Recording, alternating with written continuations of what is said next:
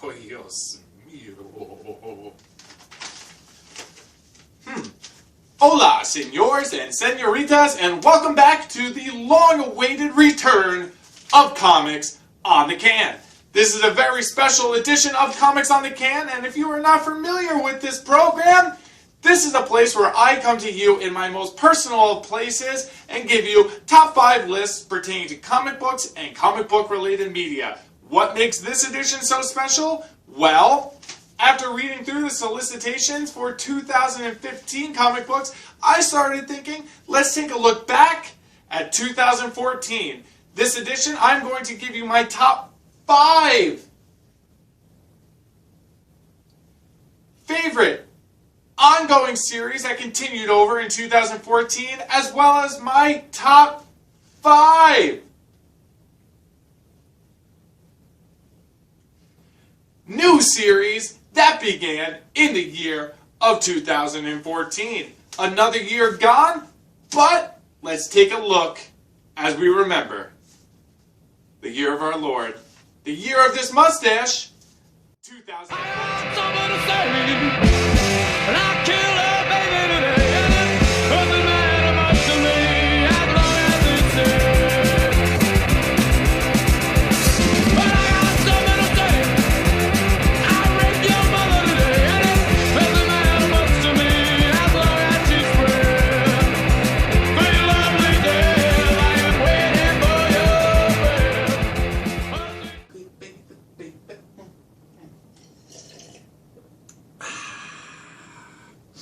And we are back, amigos. What I'm doing here is a little bit of a segment mashup, just in case you are a new viewer, to let you know that I am a multi-formatted channel. I do my comic book reviews, but I also have other segments such as Comics and Coffee, which you are seeing right now, where I come to you directly after waking up in the morning as I enjoy my very first caffeinated beverage of the day, giving you thoughts pertaining to comic books and comic book related media. These are very honest and sincere thoughts, as I usually have no idea what I'm talking about, and they slowly start making more and more sense as my coffee gets lower and lower. I also have Comics on the Can, which you fortunately or unfortunately just feasted your eyes upon, where I sit on top of my toilet and give you top 10 lists. So we're back for my top 5 of 2014. Happy New Year, everybody. I'm going to start off with my top 5 favorite new series of the year, starting off at number 5, which is a tie for Southern Bastards by writer Jason Aaron and artist Jason Latour, and Marvel's new Silver Surfer from writer Dan Slott and artist Mike Allred. Southern Bastards, I have a thing for a small subgenre of films, literature, whatever, called Southern Gothic. If you watch True Detective, that's considered Southern Gothic. If you're a fan of William Faulkner, that's considered Southern Gothic. It's kind of these creepy, almost noir-y kind of stories set in the South with Gothic story techniques thrown in. I myself lived in Kentucky for a little while when I was in high school, and I was in the South. I know how it is. Jason Aaron paints a really, really crazy picture of what it's like in a small town that's all mixed up in some crazy wild shit. And as we saw in some of the most recent issues, this series took a dramatic turn as the main character, I don't want to spoil it, but the focus shifted from one main character to another.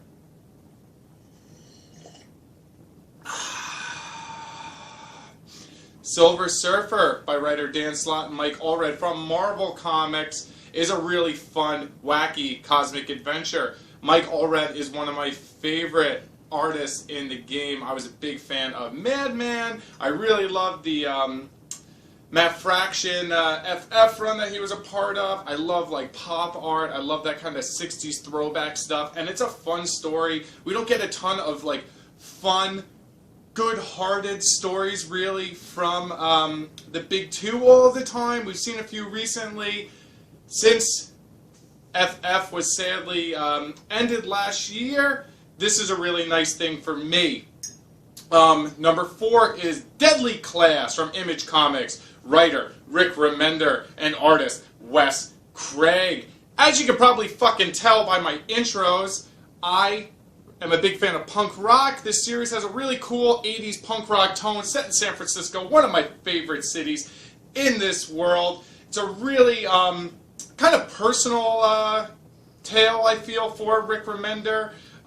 Great series. Cool twist on kind of a thing we've seen, kind of a trope in comics where there's a school to train superheroes. Even though these are not superheroes, they're outcasts, punks, badasses trained to be assassins. There was that Fear and Loathing Hunter S. Thompson-esque issue where not only Rick Remender shined, but Wes Craig's psychedelic, far-out artwork really came through beautifully, making it number 4 on this Amigos list. Number 3, probably no surprise, MULTIVERSITY from DC Comics by Grant Morrison and The Funky Bunch, which is what I'm calling the amazing onslaught of artists that we have gotten on that series, as Grant Morrison takes us on a tour of the DC multiverse, giving us a blueprint for what the hell that is all about. Finally, we know what those other worlds are. It's not just Earth 2, it's not just another Batman, another Superman, Huntress, and all that crap. It is awesome. Pax Americana not only was my favorite single issue of this year, it is one of the best single issues I have ever read. Whether or not you are a fan of Grant Morrison's or not, if he is too meta, if he is too far out, you really do get a little bit of everything that the writer is capable of. Yes, he is far out. Yes, he has meta commentary on the genre, and not just on the genre, on all sorts of fucking things. The guy is wacky, but he also has the ability to kind of embrace what is so special about some of these timeless characters that we love so much. He did this with All-Star Superman, where instead of having this crazy kind of acid trip of a story, we got one of the most clean-cut, sincere, and honest Superman stories ever told. It was classic. It could have been written in the fucking 30s, but it was written today, and it showed us why we love Superman so much. He did that also with the most recent, I think this was in 2000, yep, it was, Thunderworld, which was Captain Marvel's Shazam story, where it wasn't wacky, it wasn't far out, it was pretty straightforward. It could have been given to a kid, it could be given to your grandpa, it could be given to a weirdo with a mustache from Long Island in his underpants, drinking coffee in his kitchen directly as he wakes up, talking into a camera. We all would enjoy it. It is classic. It reminds us why these heroes have lasted so long. I can't wait for it to continue. I have been on and off with DC Comics since the relaunch of the New 52, and I am, round of applause, as my wife would say, and I go in a circle. If I had a hat, I would tip it off to the editorial and the publishing staff for allowing this to happen. Thank you. Thank you. Number 2, this is no surprise. It is probably popping up on everybody's top, however, 5, 10, 100, whatever list of the year, but Miss Marvel from Marvel Comics by G. Willow Wilson and artist Adrian Alfona. This is one of the boldest publications from a major company in a long time. Not only is our character a female, not only is our character a teenager, not only is she from Dirty Jersey, Long Island thing, and not only is she a new character, something we always ask for from big companies, but when we get them, we ignore them or we complain and things get wiped away and no one cares. It's something new. She is also an Arabic, Muslim, Middle Eastern, American of Pakistani descent. This particular nationality is usually portrayed very differently, not as heroes in the media. In a post 9/11 landscape, they are mostly portrayed as like terrorists, as extremists, as religious wackadoos. This is an honest portrayal. And we are all fucking rooting for Kamala Khan, man. Who would have thought that a little Muslim, Pakistani-American girl from Dirty Jersey, who had an inhuman gene, rising up through the ranks to a superhero, hanging out with Lockjaw, the Inhumans, having that really awesome issue with Wolverine. Who would have thought that would have been something that we all enjoyed so much? It is so honest. It is so sincere. I always say this, I wish I could go in the other room, wake my wife up, knock her up, 9 months later, have a little girl, raise her until she's about 3 or 4 years old, teach her how to read, and give her this comic and say, there you go, kid. That's for you. Just like Spider-Man was for me when I was a baby little mustache. And number 1 on my top 5 new comic book series of 2014 is The Wicked and the Divine from Image Comics by writer Kieran Gillen and artist Jamie McKelvey. I used to be in a band. I would dress up like a kind of like a sexy spaceman. I love glam rock. I love that stuff. This has this really hip kind of, I don't know, it hits our culture so well, how we are fascinated with celebrities, how we embrace celebrities as gods, how we look up to fucking rock stars like they're gods. What if they really were gods? Wouldn't that be crazy? Well, that's what happens in this series. I'm a big fan of a music artist called St. Vincent.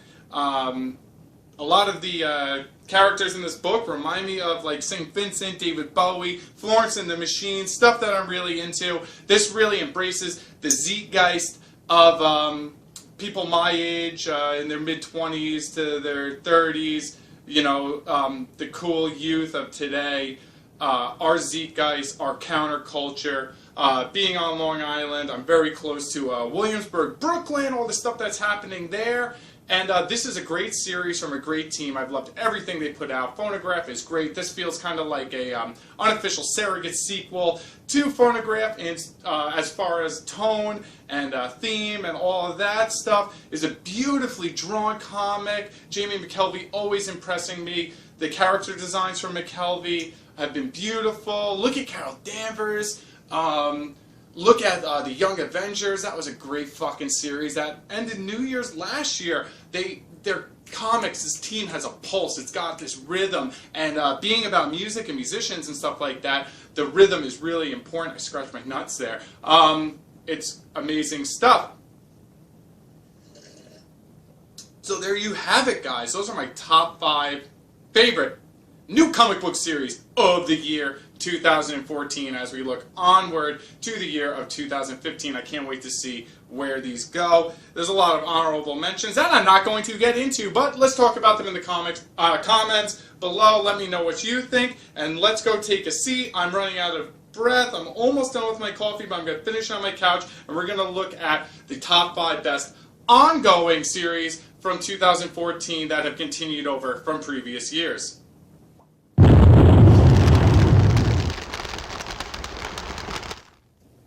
Oh man, see those sexy legs? Those are man legs. I'll hide them for you, and I'll hide what's below, because it's pretty gross. Let's face it. Ladies, you got it lucky. At least you look down at something pretty. Who likes looking down at a fucking stick? Anyway, now I'm sitting down. I caught my breath. Let's take a look at my top 5 favorite ongoing series from the year of our Lord of this mustache, 2014. Number 5, I jumped on this bandwagon late. I got married this summer, and I bought a trade paperback right before my wedding for Afterlife with Archie from Archie Comics by writer Roberto Aguirre Sacasa and the wonderful artist Francesco Francavilla. I love saying that name. This series is good horror. I love horror. Books, movies, whatever, comics. You see that poster in the back? That's a Maniac poster. I got that signed by Frodo Baggins himself at the screening. I got horror stuff all over here. If this channel wasn't about comic books, it would probably be about horror shit, because that's my second favorite thing. And even though this is Archie, and we're accustomed to apple pie, Americana kind of crap from the publisher, which I do love also, duality of the mustache is deep, kids. But this is scary ass shit. And Francesco Francavilla is an amazing artist. I loved his covers for a long time, and it's great to see him on an ongoing. They come few and far between. The release schedule is kind of shaky. Take your time, guys. As long as what you put out is that good, I don't give a fuck. I would like it a little more frequently. this is going to come up with a couple of these comics. They come out kind of infrequently, but they're so good, I don't give two shits. One shit, maybe two. Anyway, pick up that book. Trades out. Number 4. This is an obvious one. Hawkeye, bro. From the wonderful, my favorite, Matt Fraction. You know Kelly Sue DeConnick has to have sex with that guy every once in a while. And artist David Aja, as well as a couple filler issues, the Kate Bishop issues by Annie Wu. Wu-Tang is forever, motherfucker.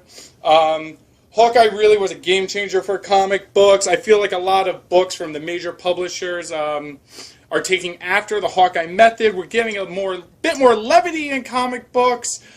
Things have been brighter. Things have been more fun.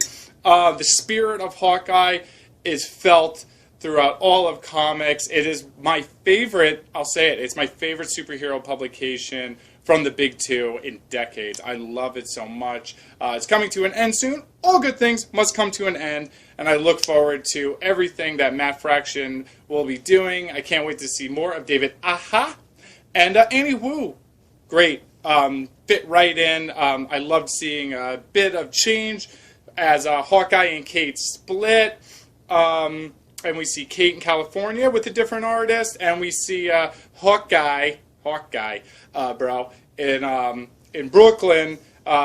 Really cool idea having the art change, even if it was just because I can't keep up. Who knows? Take your time again, as long as what you put out is as good as it's been. I don't care. Two shits, not one. I mean, one shit, not two.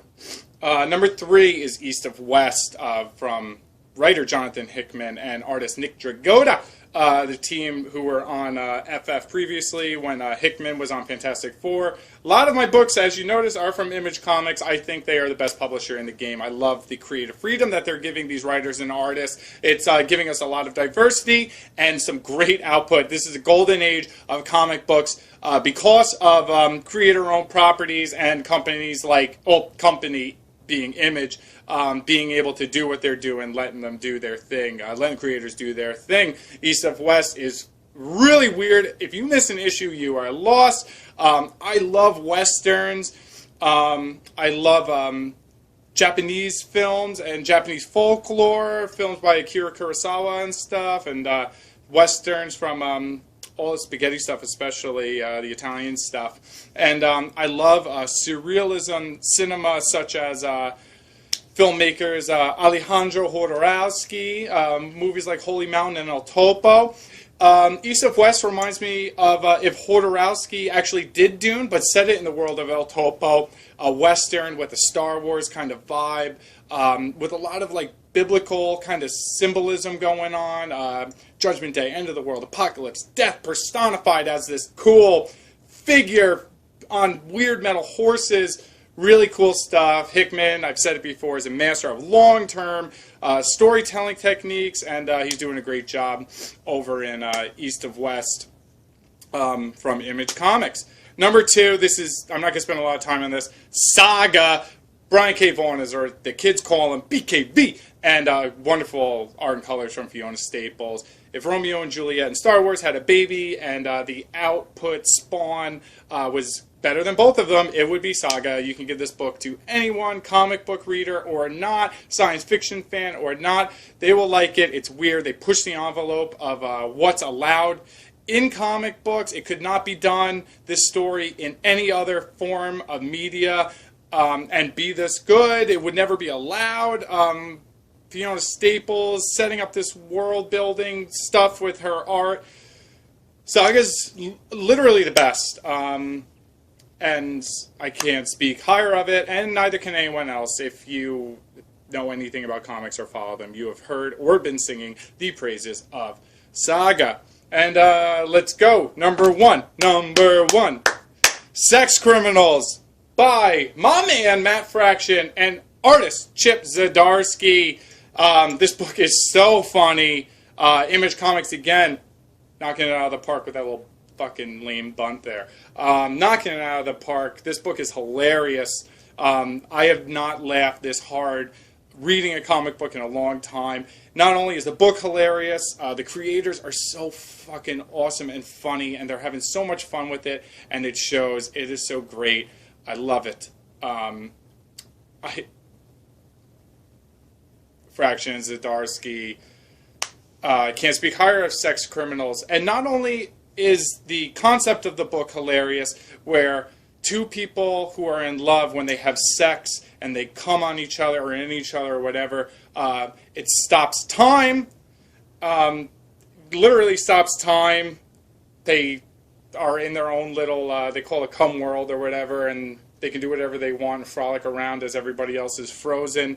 Not only is that weird and hilarious, it's also kind of romantic. You're so in love that when you're together and you feel that together, time stands still. Like the Rush song, time stands still. That's awesome. Can't Speak Higher. Sex Criminals. So, this has been a mashup of Comics on the Can Before and now Comic Books and Coffee. Check out all of my other videos. And we got more top lists coming up for 2014.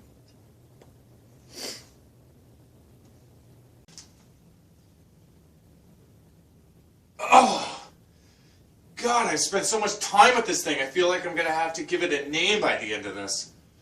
Holy crow. Oh, my goodness. Oh, well, there you have it, folks. Those are my top 5 favorite ongoing titles of the previous year, as well as my top 5 favorite new series introduced in the year of 2014. If you're interested in reading any of those series, go find a local comic shop near you. Go to comicshoplocator.com, type in your fucking zip code, and they'll give you one that's nearest to you. If you can't find one,